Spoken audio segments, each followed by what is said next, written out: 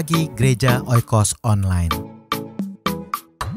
Sebelum Anda melakukan aktivitas lebih lanjut, ikutilah Renungan Pagi hari Senin, Rabu, dan Jumat jam 4.30 pagi di YouTube channel Gereja Oikos Online. Dan Kau ku sembah, Kau ku sembah,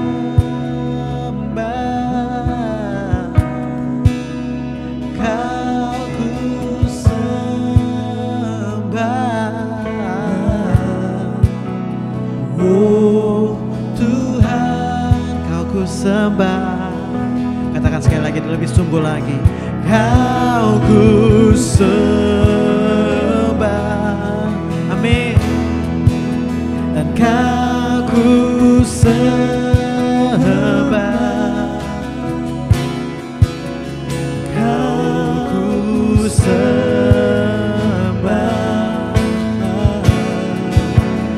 Oh Tuhan, sekali lagi katakan, Kau ku sembah.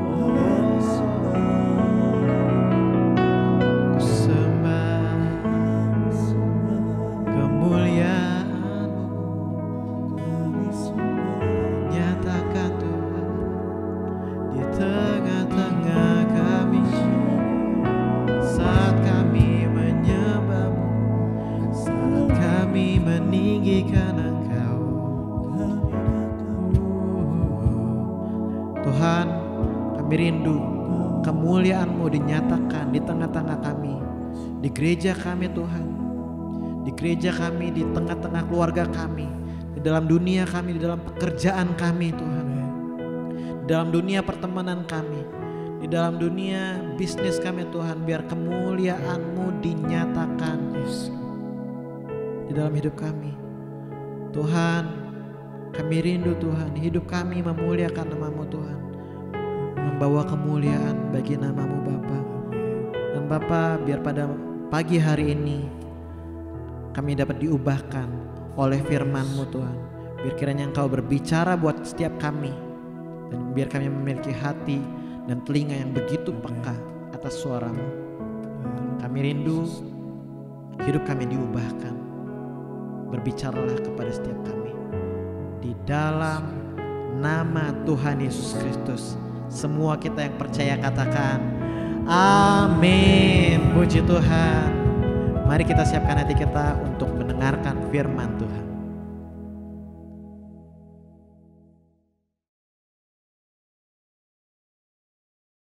Shalom, selamat pagi, selamat bertemu kembali dalam kasih Tuhan Yesus Kristus.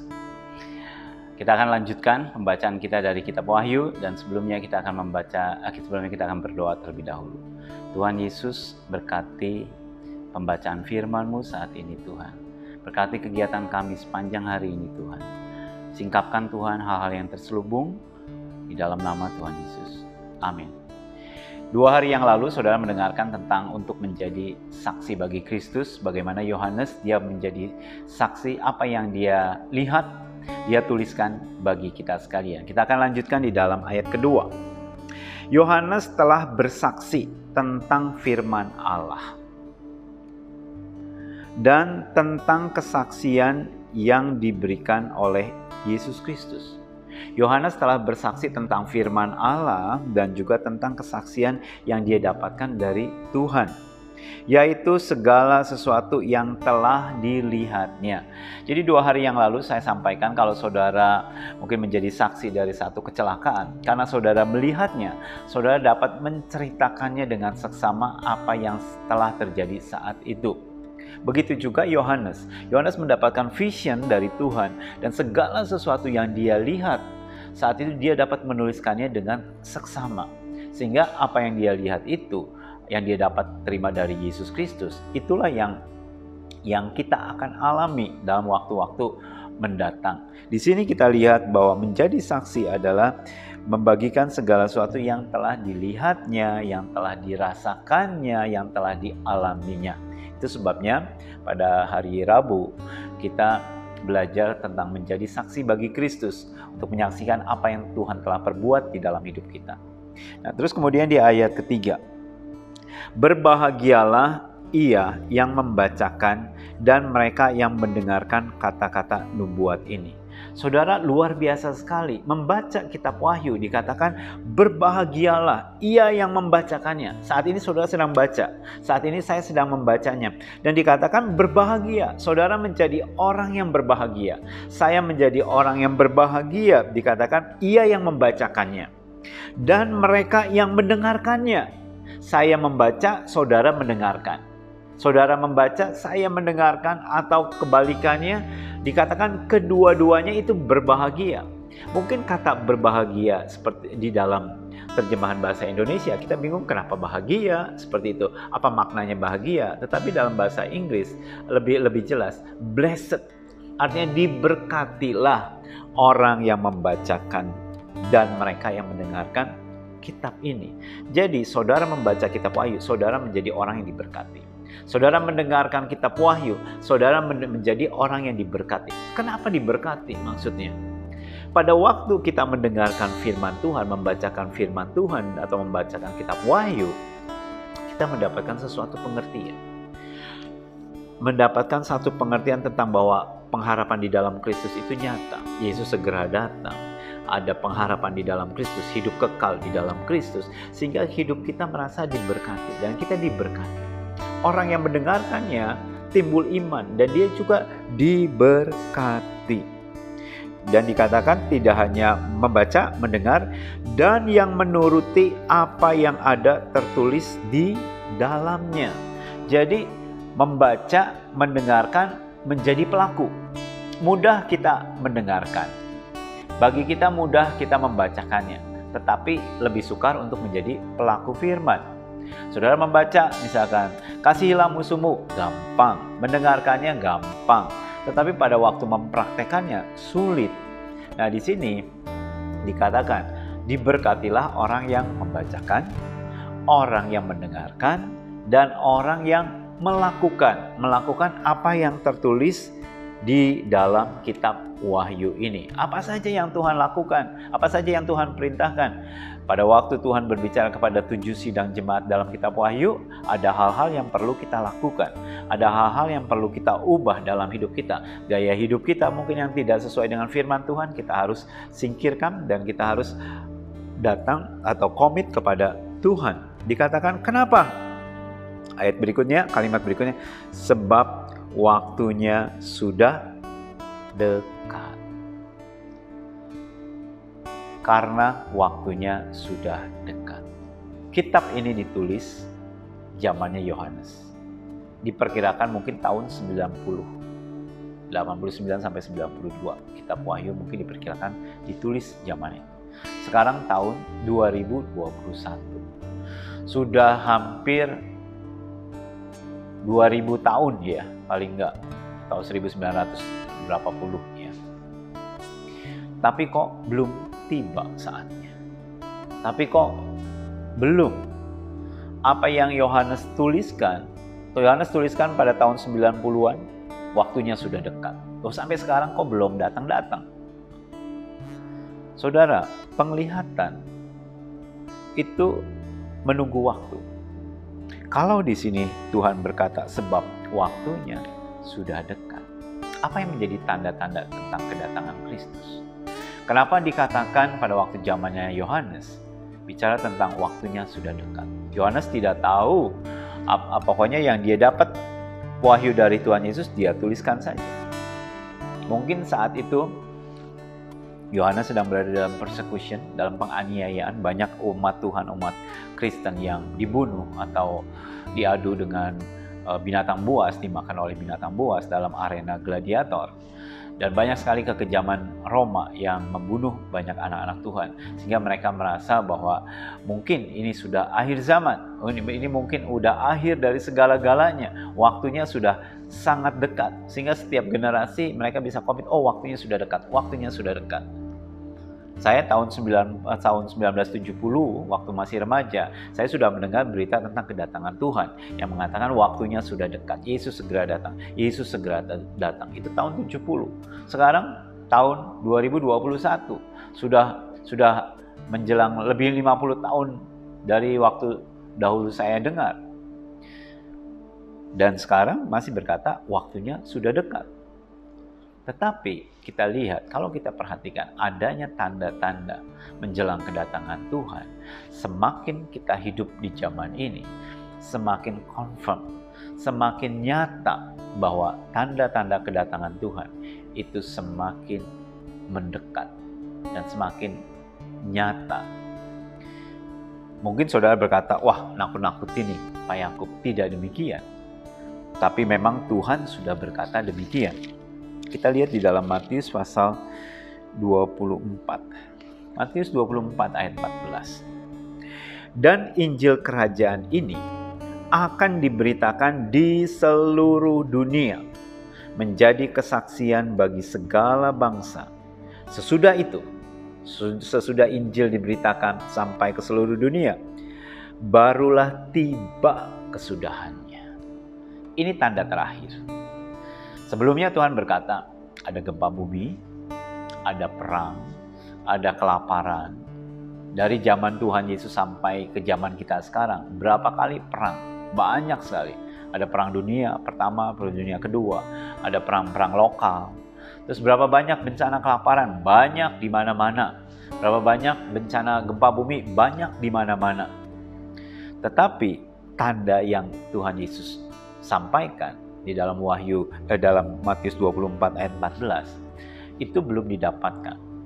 Dari zamannya Tuhan Yesus sampai mungkin tahun 1990-an, berita tentang Injil belum tersebar sampai ke seluruh dunia, sehingga belum dikatakan bahwa tibalah kesudahan. Adanya COVID-19 membuka jalan ke arah sana. Saudara perhatikan, dengan adanya COVID-19, gereja ditutup, tidak ada ibadah secara berjemaah di dalam ruang ibadah, tapi harus melakukan online. Di YouTube, di Facebook, di sosial media, banyak sekali firman Tuhan ada di sana. Semua orang bisa mengaksesnya. Siapapun juga, tua, muda, besar, kecil, kaya atau miskin, semuanya bisa mengaksesnya. Bahkan firman Tuhan dengan kata yang diobral sangat murah sekali, bisa ditemukan di mana-mana. Saudara mau cari firman Tuhan, mau hari Senin, Selasa, Rebo, Kamis, Jumat, ada semuanya. Sebelum adanya COVID, tidak demikian. Gereja hanya gereja-gereja besar saja yang mungkin yang punya channel khusus, dan itu pun hanya hari Minggu, dan tidak semua orang belum tentu bisa mengaksesnya. Tetapi dengan adanya COVID, semua channel terbuka. Siapapun juga bisa, sepanjang saudara punya internet, sepanjang saudara punya handphone, saudara bisa mengakses di mana saja. termasuk di negara-negara komunis, negara-negara anti-Kristen bisa mengaksesnya dengan ada cara-caranya sehingga mereka bisa mendapatkannya. Dengan kata lain, bahwa melalui kondisi saat ini, Injil tersebar ke seluruh dunia. Arti kata tersebar bukan berarti bahwa mereka harus menerimanya. Pokoknya Injil disebarkan. Masalah menerima Yesus dalam hidup mereka atau enggak, itu keputusan mereka. Yang penting Injil sudah disebarkan di seluruh dunia. Dan dikatakan, sesudah itu barulah tiba kesudahannya. Pernah nggak terpikir sebelum zamannya COVID-19 ini akan mengalami kejadian seperti ini? Saya rasa saya juga tidak pernah memikirkan bisa sampai ke situ. Tapi ternyata melalui kondisi COVID-19 ini, pekabaran Injil sangat cepat sekali. Banyak orang dimenangkan melalui kesaksian, melalui pujian, melalui firman Tuhan, pengajaran firman Tuhan bisa didapatkan di mana saja. Bahkan sekolah Alkitab sekarang mereka membuka diri online dan siapa saja bisa mengaksesnya. Beberapa waktu yang lalu ada sekolah Alkitab di Dallas dan saya mengikuti pelajaran perkuliahannya selama berapa modul. Mereka memberikannya secara gratis, secara cuma-cuma. Yang tadinya harus bayar, harus pergi ke sana dan harus banyak hal-hal yang harus dilakukan, tapi sekarang mereka berikan secara free. Bahkan banyak guru-guru sekolah Alkitab, mereka punya channel YouTube sendiri dan mereka membuat pengajaran, siapa saja bisa mengaksesnya. Dengan kata lain, saudara bisa dilengkapi dengan pengetahuan firman yang luar biasa dari pengajar-pengajar yang diurapi Tuhan. Saudara bisa dilengkapi atau dibekali iman saudara sehingga bisa bertumbuh. Banyak pengajaran firman Tuhan dan banyak sekali penginjilan-penginjilan yang dilakukan melalui sosial media ini. Injil diberitakan sampai ke seluruh dunia, barulah tiba kesudahannya. Wahyu 1 ayat 3 mengatakan, waktunya sudah dekat. Kalau waktunya sudah dekat, apa yang harus disiapkan? Mari kita siapkan diri. Hal-hal yang tidak perlu dalam hidup kita, yang dirasa, wah ini gak penting, singkirkan itu. Kejar yang utama. Saudara yang selama ini kerja mati-matian, mencari sesuatu hanya untuk jasmani saja. Konsentrasi, cari Tuhan terlebih dahulu. Saudara yang sudah jauh dari Tuhan, mari balik kepada Tuhan. Waktunya sudah dekat. Saudara yang belum terima Yesus dalam hidup saudara, jangan tunda-tunda lagi. Segera terima Yesus dalam hidup. Saudara-saudara yang belum dibaptis air, segera baptis air selagi ada kesempatan. Karena waktunya sudah sangat dekat sekali. Hari ini, pagi hari ini, kita renungkan perkataan waktunya sudah dekat. Biarlah sepanjang hari ini ada tiga kata ini yang mengisi pikiran saudara, waktunya sudah dekat. Mari kita satu dalam doa. Tuhan Yesus, ajari kami untuk kami mempersiapkan diri kami karena waktunya sudah sangat dekat. Dan biarlah Tuhan kami mempersiapkannya dengan gairah Tuhan, bukan dengan ketakutan, bukan dengan kecemasan, tapi dengan pengharapan, karena kami tahu kedatangan Tuhan yang kedua kali adalah sesuatu hal yang menyenangkan, bukan sesuatu hal yang menakutkan. Tuhan datang untuk menyelamatkan umat-Nya. Berkati aktivitas umat-Mu sepanjang hari ini Tuhan. Dan taruh dalam pikiran kami, dalam roh kami Tuhan, bahwa waktunya sudah sangat dekat. Karena itu kami harus mempersiapkan segalanya dalam hidup kami. Terima kasih Tuhan. Dalam nama Tuhan Yesus. Amin. Tuhan Yesus memberkati saudara sekalian. Sampai jumpa.